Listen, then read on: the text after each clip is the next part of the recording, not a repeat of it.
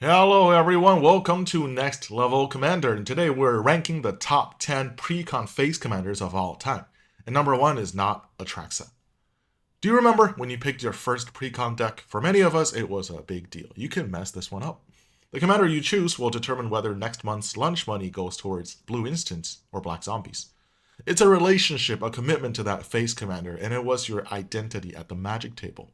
Later, as we dived into the expert expansions, we start building more decks. Maybe we take on an all colors challenge. We explore strategies, refine our tastes, and chase the wildest synergies. But no matter how far we branch out, the first phase commander always holds a special place in our hearts. It's more than just a first deck, it's how we learn to navigate the table, where we found our first victories, and how we began shaping who we are as players. And today we will go back to where that journey began for many, ranking the 10 best face commanders. And by best, we're not talking about power or popularity, we're looking for designs that are clever and timeless. Number 10 brings us Bria. And I'll be honest, there's definitely some personal bias here. Bria has become one of my favorite commander decks because of how well she enables aggro. And not just any aggro, white weenie aggro. This is something that was nearly impossible in Commander before. White Weenie, the strategy of pushing through honest, hard-working damage with reasonably sized, low-cost creatures, has always struggled in this format. It doesn't have the reach of red nor the scaling of green, and for a long time it was more or less an afterthought in Commander. Just ask the players who tried building Isamaru decks in the early days. Then, Bria came along, and suddenly creatures like Adorned Pouncer, Benevolent Bodyguard, and even this Horseman thing found a place in Commander. Bria offers both reach and gas, allowing you to swarm the board early with these low-cost creatures, sometimes irresponsibly, so long as you keep Bria protected. And the political element can also be explored with cards like Combat Calligrapher and Duelist Heritage. In terms of longevity and in terms of being future-proof, well, every time white or black gets some pushed low to the ground creatures, Bria eats. For as long as White Weenies continues to thrive in 60-card Magic, Bria will be their gateway into Commander. So all things considered, I believe that Bria deserves a shout in the top 10. Next up at number 9, Enya Falconwrath. Now this one might be a bit controversial. I mean, it's ranked 354th on EDHREC with only 5,000 decks. But at this point, you're 3 minutes into the video, maybe. So I got my viewer attention. Okay, just kidding, don't leave. Hear me out. Enya is simple and elegant in its design, and it won't be outdated for a long time. It isn't broken by any means, but it enables quite a few strategies. Madness, of course, but Reanimator is a really fun one. Before Enya, Reanimator did not work in Commander. Now, I'm not talking about recursion, I'm talking about Reanimator, as in you dump a fatty into the graveyard and bring it out with cards like Reanimate and Animate Dead, in the early turns of the game, preferably, and take over your opponents before they could respond. The problem with Reanimator in Commander is that you have to get a discard spell, reanimation spell, and a fatty all in very early stages of the game to make it work.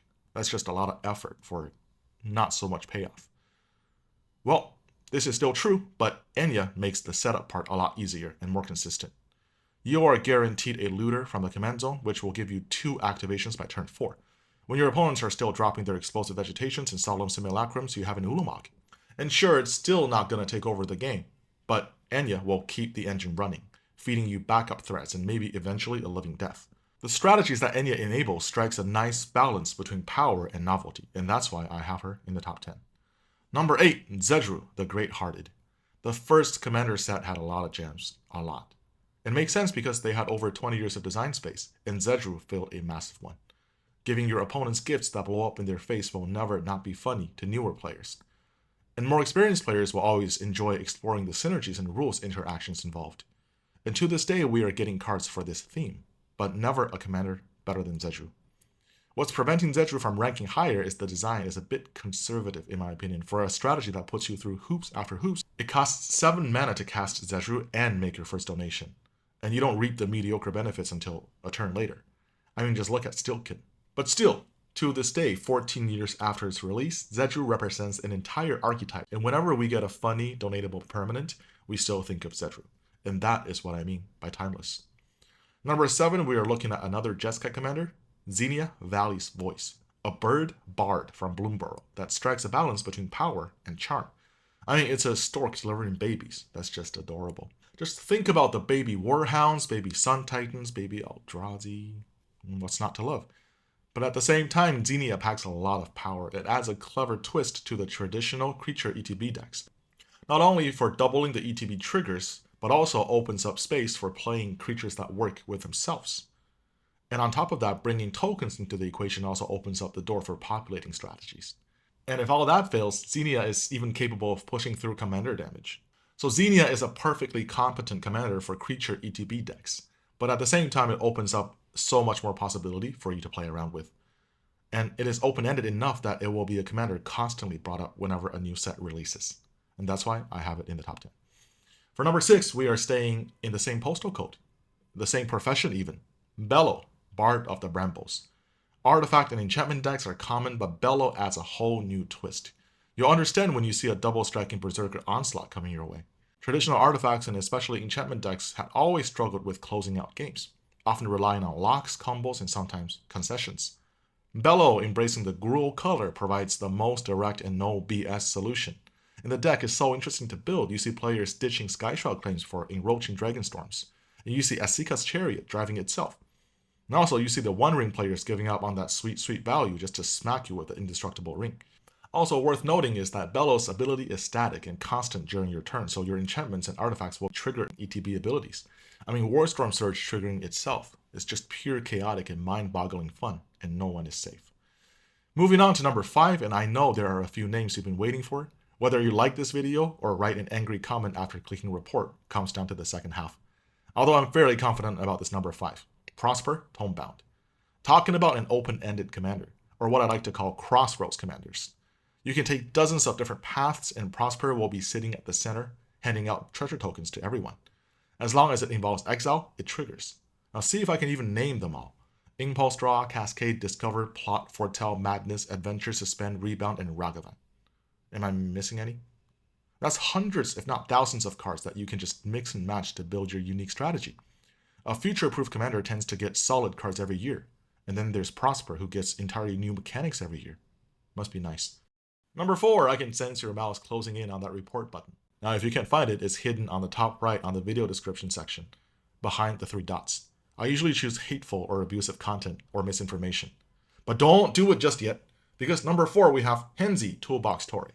Creatures will always be the number 1 favorite card type for commander players, and like Zenia, Henzy adds a special Jundi twist to the inviting creatures over just to kill them again and again archetype. Costing just 3 mana, he will be online early, and also has a cleverly designed ability that makes him more and more relevant late game, even changing the way you play late games. Sure, you're still playing a typical Jund creatures deck, but with more synergistic card choices. Cards like Oger Jaslam, Primeval Herald, and Gulf Triplets are ridiculous value with Henzy on the field. Not to mention that the haste allows for a more aggressive playstyle.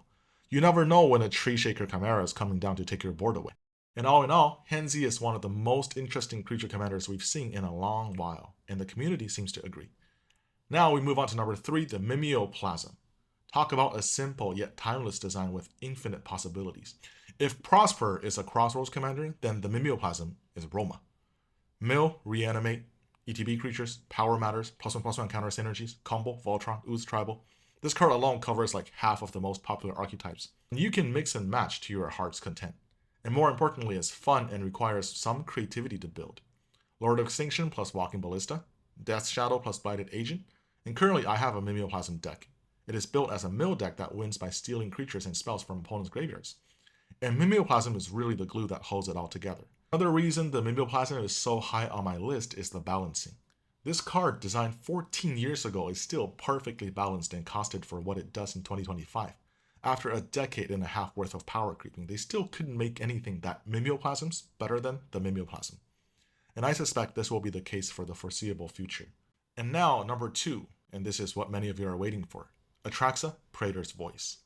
Now, I place her here a little bit begrudgingly, because in my honest opinion, the design is not interesting at all, just keyword soup and proliferate once a turn. Not even a tap ability so you can play with the timings. And when that set of commander decks came out, I predicted them all to be duds. Let's just say I'm glad I wasn't a YouTuber back then. But what I failed to see is that the genius here isn't in Atraxa's design, but the keyword proliferate. It just does everything. It interacts with some of the most popular card types ever released, like Planeswalkers and Sagas. Honestly, there probably isn't much I can say about Atraxa that you don't already know, but with 35,000 decks in just the past 2 years is evidence enough the popularity and longevity of this Phyrexian angel.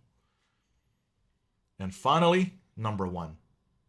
It is a tribal commander, and no, it is not the Ur-Dragon or Edgar Markov. It is Kalia of the Vast. I know now you're trying to figure out ways to report the same video twice, but just close your eyes and imagine being a Magic player with a commander deck. And for every set, the most exciting and splashy huge mythic is going into your deck more likely than not. This is the life of a Kalia player, and it's good. From 2011 till now, Kalia went from dropping huge game-ending bombs once in a while to doing it every attack. And it's not just that, Kalia makes everyone better Magic players. In the early days, Kalia had a reputation of being a flat-track bully, dominating newer playgroups but folding at the first sign of interaction. As a new player, at first I complained about balance issues. It's so pushed. But once I moved past that, I started thinking strategically about how to handle the threat she posed. Over time, I learned to respect Kalia's power while keeping her under control. And it goes both ways too. As a Kalia player, you quickly learn not to rely too heavily on your commander. Success comes from building backup plans, ramp, reanimator strategies, or cards that serve similar roles to Kalia. You also realize you can't just jam in every cool angel, demon, and dragon you come across. The deck requires some balance and tuning. Kalia's high-risk, high-reward playstyle makes her one of the most thrilling commanders to pilot, or to go up against, and it will only get better. And that's all. Did I miss anything major? What is in your top 10? How angry are you at my list? Let me know. And subscribe for future videos. And one nice thing about being a small channel is that I can read and reply to every comment and think about them. So if you have a video that you want to see in the future, let me know. And if it's a viable idea and something that YouTube doesn't already have 10 videos about, I will do it. The chance of me doing it is really, really high. So, once again, thank you, and I'll see you soon.